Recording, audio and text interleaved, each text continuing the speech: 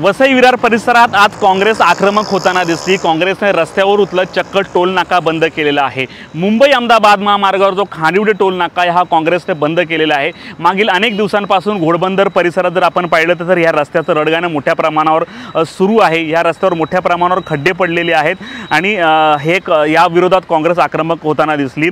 मुंबई अहमदाबाद मार्गावर सध्या काँक्रिटीकरणाचं काम सुरू आहे, मात्र नियोजन शून्य कारभार असल्याने वारंवार अपघात घडत आहेत। वसई विरार भागातून निघालेल्या मुंबई अहमदाबाद राष्ट्रीय महामार्गावर विविध ठिकाणी खड्डे पडलेत आणि त्यामुळे काँग्रेसचे कार्यकर्ते संतप्त झाले आणि त्यांनी सोमवारी सकाळी खानिवडे टोल नाका बंद पाडला।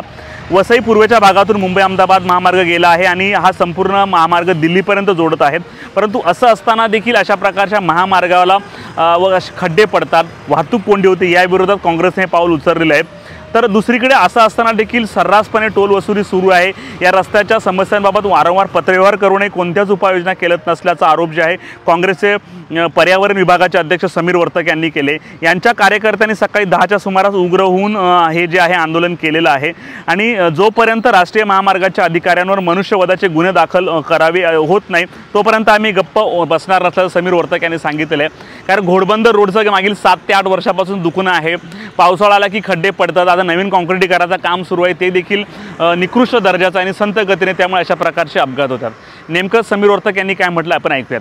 केली जात आहे म्हणजे ह्यांच्यामध्ये नक्कीच ठेकेदार आणि हायवे ऑथॉरिटी ऑफ इंडियाच्या अधिकाऱ्यांमध्ये काहीतरी साटेलोटा आहे। म्हणूनच आम्ही वसईमध्ये येणाऱ्या मांडवी, पेल्लार, नायगाव, वालीव चारी पोलीस स्टेशनमध्ये अधिकृतरित्या संबंधित कॉन्ट्रॅक्टर आणि त्या हायवे ऑथॉरिटीच्या जबाबदार अधिकाऱ्यांवरती गुन्हा दाखल करा, सदोष मनुष्यवधाचा गुन्हा दाखल करा आणि त्याचबरोबर ज्या लोकांचं नुकसान झालेलं आहे, बळी गेलेले आहेत, जीव गेलेला आहे, जायबंदी झालेली आहे, त्यांच्या कुटुंबियांना मोबदला किंवा नुकसान भरपाई मिळाली पाहिजे म्हणून मागणी केलेली आहे।